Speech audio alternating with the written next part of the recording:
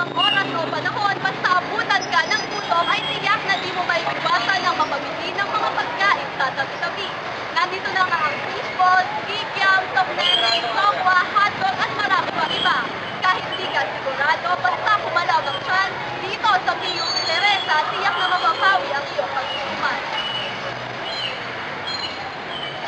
Dito sa Politeknikong Universidad ng Pilipinas, kahit saan ka mapalingon ay talaga namang maraming pagkain kalye o street food.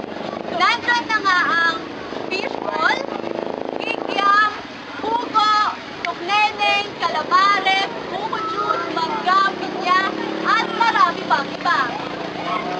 Tikman natin ang isa sa kanila. Sige na! Agad! Sarap! Tiyak na walang lugar ang kagutuman dito sa ating universidad.